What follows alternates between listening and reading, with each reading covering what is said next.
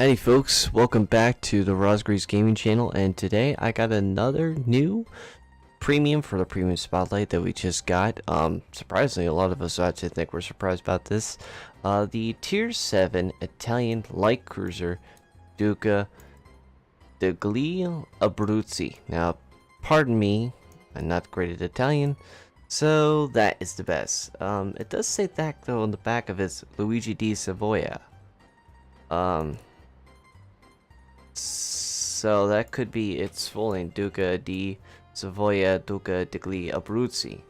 Now this is actually quite an interesting ship on our hands here. So we'll get to that a little bit, but in some point she's basically the same design or same thought process of the Tier 6 Duca di Aosta. If you notice, look at the hole on this. And Abruzzi. Very, very close. The only difference is, as you see, the smokestacks and the guns. And actually the armor too, which is quite interesting for a tier 7, and we'll get to that in a minute with some video of that too.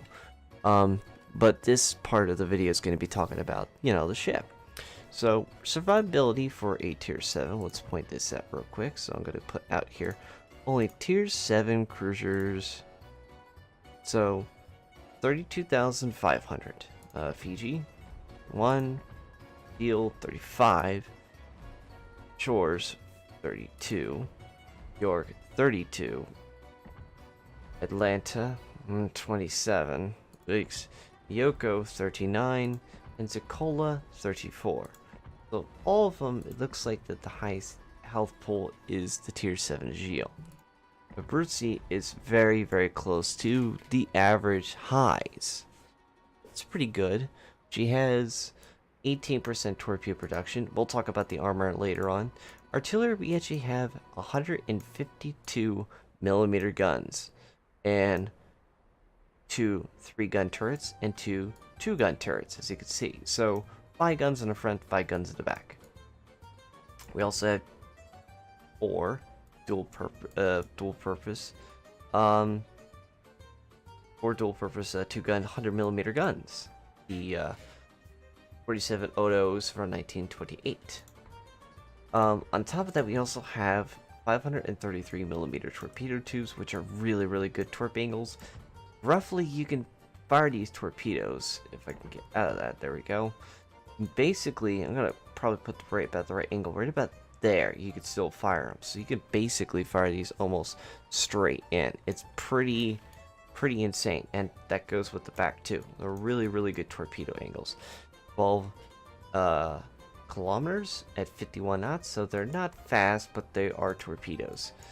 AA, 2 single 20s, 4 dual 20mm, 4 dual 37s, and then the 4 dual purpose dual gunned 100mm. Not very good anti-air defense. Now bear with it, this is stock. I don't have basic fire or advanced fire training on this ship currently, and we'll talk about later on what I'm mean about the AA and what can we say about this. Maneuverability, 35 knots, very fast, 680 turning circle with a 7.1 second rudder shift. It's insane how fast the rudder shift was on this thing. 7.1 seconds is pretty damn fast for this ship, and bear with it, I don't have steering gears. I don't have any other abilities put on the ship to buff it up. You can buff it even higher to make it really insane, but really you shouldn't be doing that with this ship, and I'll explain that in a minute. Finally, the concealment. Without concealment expert,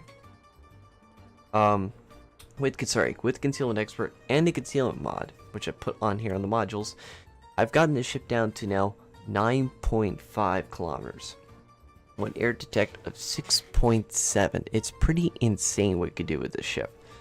For my commander so far, and it's only 10-pointer because I've been grinding this for the past couple days to get this video out for you guys. Preventive maintenance, expert marksman, demo expert, and concealment expert, as you can see. Now, if you guys want any other modules decisions, I would recommend right off the bat. Maybe you could do basic and advanced fire training, even though I wouldn't recommend it. It's not very good. Possibly expert loader, but we'll explain why about that in a second. Perhaps fire prevention. You really can't go for it there. Modules I wouldn't recommend though is I wouldn't recommend inertia fuse. I wouldn't recommend manual AA. I wouldn't recommend any of the air quality stuff. Last stand, no. You really could go adrenaline rush, but it's not necessary. Vigilance is possibly another one, but really those are really not something for you. I would recommend Superintendent. That's really good because now you got 4 heals, you basically increase all your consumables and make it from 3 to 4, and that will help you in a pinch. Because what's nice about this ship, as I go to the modules here, you have a heal. You actually have a repair party on this ship, and it's definitely needed for this thing. I'm glad they put this on this ship at tier 7. With also either defensive fire or a scouting plane, hydroacoustic, and repair damage control. So it's pretty good there. For my upgrades, I did main body armaments, damage control, aiming. I did put a steering gear, I did remember that just now. So that can be done. You can make this thing pretty good at its steering. You could buff it more, but for what it has, and having the attack go down to 9.5, it makes it pretty serious. Now, let's go back to the guns real quick. 152 millimeters. It is not that big of a gun, since it's a light cruiser. However, there's 7.5 second reload, and they have a speed on the AP at 910 and 995 on the HE. So these things fire out like a missile. Not literally, but figuratively. And they're very, very good accuracy. When you later on see matches, we'll show you what I mean by that. HE damage, here is another problem. Without putting on Demo Expert and the flag, it's 7 seconds, 7% to getting a chance on fire. With Demo, it increases it to 9. With the flag on, now it's 9.5. This ship has a serious lack of doing serious damage, especially with HE shells. Because of the 152 millimeters, it doesn't have the potential of penning a lot of targets unless you hit the top deck, unless the ship is broadside, unless, you can see my point here, it can give you some issues. However, the guns can turn pretty well. Their angles are pretty dang solid, and they have a very good fire rate, 7.5. They're not the fastest in the world, but they do the job very well. So pretty much that's it. So let's go talk about the armor in the next part here. Hold a second here, let's switch over. Okay guys, so this is me showing you guys with my friend Wandering Bread. He's going to show us what's up with the armor. So I'm showing off the front. Now the way this ship is around above the waterline is 16 millimeters of armor. Around the waterline is around it. Every single part of the ship is 13 millimeters exactly. The Citadel is built into it and is kind of square at the front with over 100 millimeters to shy over. I think it's about 110 on top of my head. And 100 millimeters exact on the side plates. And it has a little bit of curve to it, but still, it doesn't. Now, if you guys are noticing, he's hitting me. It's not penetrating. That's a tier 10 Mosfa, and he's hitting right at the waterline. He's not penetrating. It's still bouncing at that angle. At 30 degrees or more, it's still bouncing. It's insane what this thing can do. Remember, Mosfa's got a very, very powerful shell and a very fast muzzle velocity, so that ain't doing anything. Now you can see my shells, 152, are not penetrating. Now, also, let me also point out, you guys can see now, that's my torpedo angles. I can clearly just point them right now, shoot him, and get massive damage. And what's cool about it, it's 71 second reload on these torpedoes. So if you have a match that's lasting good 10 minutes, you're probably going to be able to spam fire him quite a bit. Now, I'm moving up ahead so he's got a little more room to put out, and he's going to try to pin my structure. With me a little more room here, he's going to try to aim and find the exact position where the out of bounds negates, and it's right there. There not. There it is. You can see the out of bounds. It's practically almost 45 over, almost perfectly sideways to bounce the shells on me. Now we're just going in for lulls now. You can actually see that right about there's another shot, but the next salvo he finishes me off because I'm practically broadside. Now this is another scene of us. Now it's with me and another guy you saw in the previous video. You guys can watch up there in the next at the end. But this is Chad Hooligan, and he's in his Glass Bay 11-inch guns, and we also bring out King George. That's 14-inch guns. So they're pretty big shells on, again, 30 around the edge and 100 millimeters around the citadel. And we're just going to try to find parts where they can citadel. We're not actually just trying to have them kill me. They can kill me easily. But we're trying to find where it can bounce until the point that it doesn't. So I'm angled again. Barely hits me. 100 millimeters.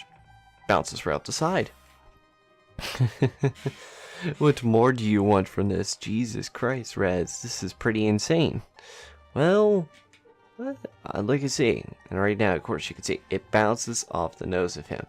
Now, what I could do with 152 millimeter, because he is tier 7 and he is going to be a threat for me in the game. Nose in, you can fire high explosive. But you can also fire your armor piercing at the top of that deck, and you can see it right here. Watch. Penetrations. That's the conning tower, and I'm penning the conning tower with my shells right through the top of the deck. Again, the only reason why we're doing this, watch again. He's firing at me.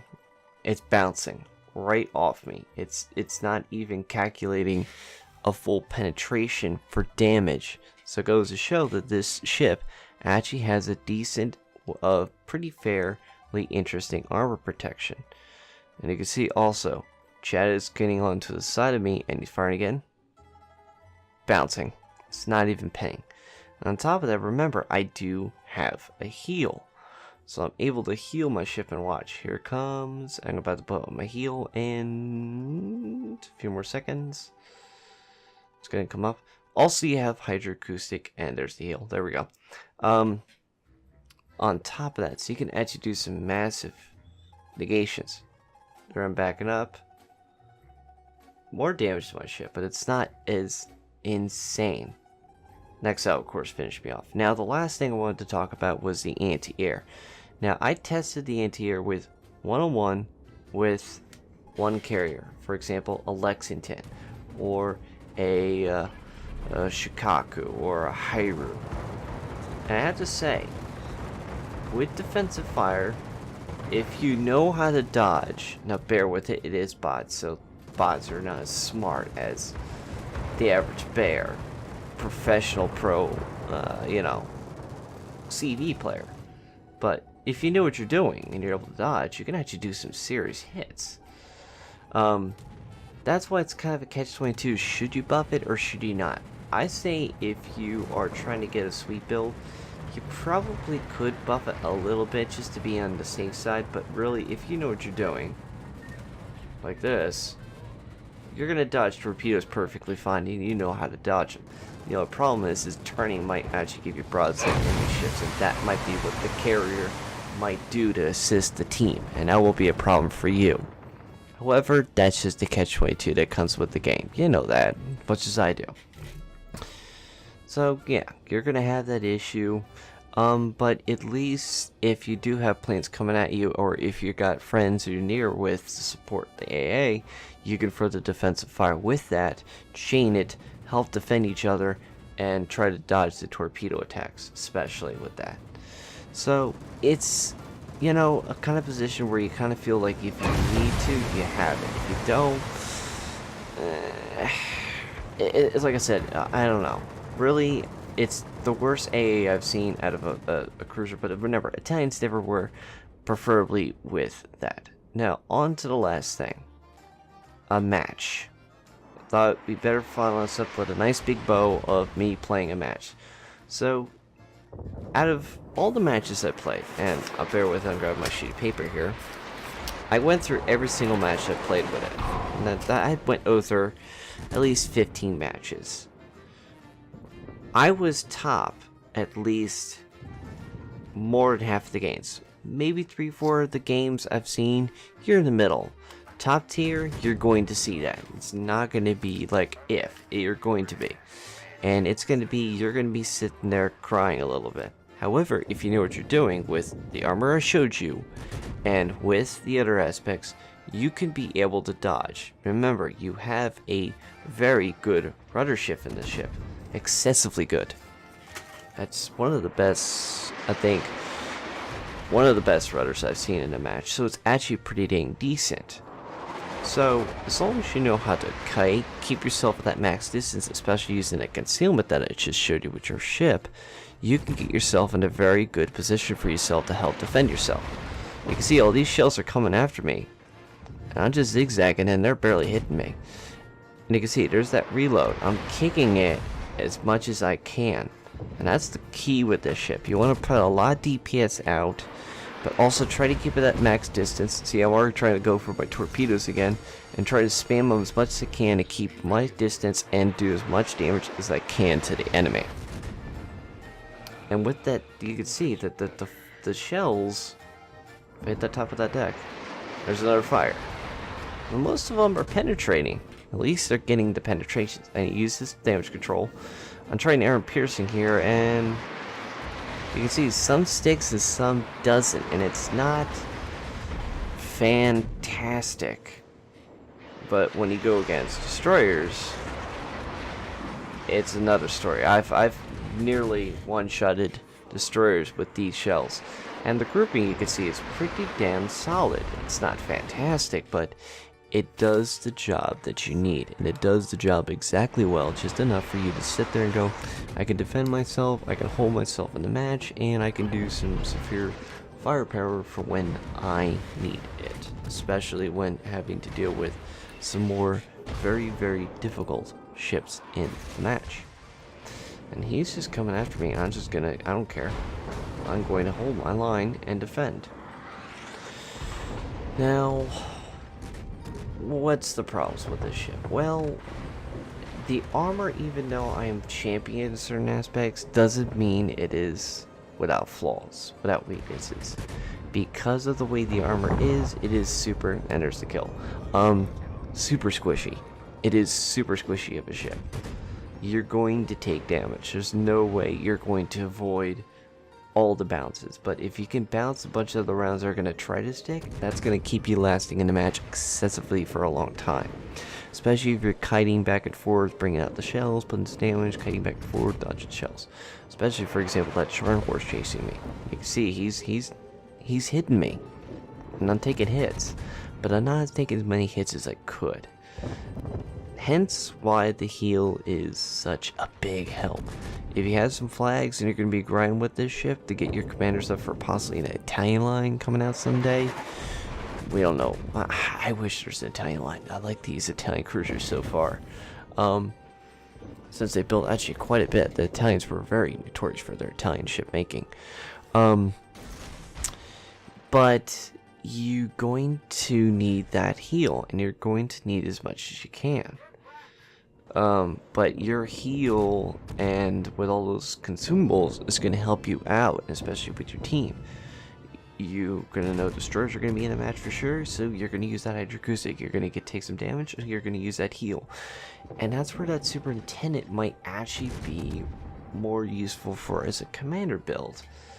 Now, the way I have mine built is keep it max range. If it's getting too hot, I can pull back with the superior speed, as you can see how fast I'm going, and just get out of there if it's too hot, and keep kiting back until to the point that it feels safe, drop my detection, find a new location to assist the team, and get them helped as much as I can. I know that you want to be the one-man army. You're not going to be.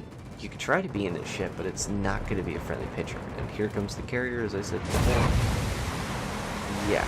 you can see they're going to go after you, and you're not going to take many planes down. See, there's another thing coming after me, and of course, because I know what I'm doing, dodge the planes. Now, what else can we talk about? Okay, so what else is this? Well, right off the bat, I already talked to a couple people. Well, their rating was already pretty dang good with the ship. I said the muzzle velocity is fast, so you could see they're like laser cannons, but they're not big guns, so they don't penetrate and give a lot of damage. So you're going to be sitting there trying to spam as much as you can. I think one round I had over 300 hits. So you're going to be spinning out rounds like machine gun and trying to get as much damage as you can for the enemy. But on top of that, there is other things we have to say. Because it's super squishy, you're going to get targeted a lot. You're a cruiser, you're new, you're shiny, you're going to get hit. The crit yield in this is pretty dang good too. If you're pretty confident and you're pretty, you know, actually decent what you're doing with the ship, you're going to actually do some pretty good money in it. Is there anything, like they said, with the HE shells of the church, is there other things? Well, it's got what I said before with all these things said. You can't play it like an American a heavy cruiser. You can't play it like the other cruisers in the game. You kind of have to play it like a Pensacola and not. She has very, very thin armor, and because of that, she can take a lot of hits pretty badly, and if you don't know what you're doing bouncing them or getting out of position real quick, you're going to get hurt. So I say this ship has a massive learning curve, and that it is not a cruiser like most cruisers, but it is. So you're gonna have to use its strengths, its speed, its fast reloading times, its superior detectability from hiding in certain aspects. 9.5 with Concealment Expert is pretty damn good for a cruiser, especially a tier 7. But you can use all those abilities, keep yourself a distance, try to take out destroyers or follow DPS with other allies, and try to get as much help to the enemy you can. If you can take down a few ships along the way, that's just gonna give you more cherry, you know, another cherry on the nice whipped cream cheesecake. So you're going to have yourself in a lot better position. Now, I don't think there's anything else I can talk about this thing, truthfully. I mean, 1 out of 10, I'd give it at least a 7 or 8. It's not the best ship on the planet. But if you know what you're doing, you know how to counter defenses, you know how to block with your armor, you know how to kite, you know when to get out of it into positions because you know where you're going, you know how to get assists from the plane attacks, you know how to use these torpedoes, you're going to actually be fairly good in this ship. For example, torpedoes on that guy, keep turning in so I can angle my armor, get all my guns to bear. I'm trying to zoom in, but you don't. And look, the damage on this thing. There's another hit, and there's the kill. And then the final piece of resistance, watch this. Broadside. Yep, that's Citadels with 152mm guns. So I think that's pretty much it. If you guys liked this video, like it if you liked it. If you didn't like it, dislike it. As always, there's me on Twitter. You can look at the Twitter link down below. If you guys have any other videos you want to see, just hit that subscribe. Look at the other videos on my channel. There's the Premium Spotlight, which you're watching currently now, with all my premiums that I personally own, that I try to review as much as I can. Please be aware. I try to get as many as I can, but I can't not get them all because sometimes they either are just not worth my money or they're just terrible to get. As always, take care and see you all in the next video. Have a good day.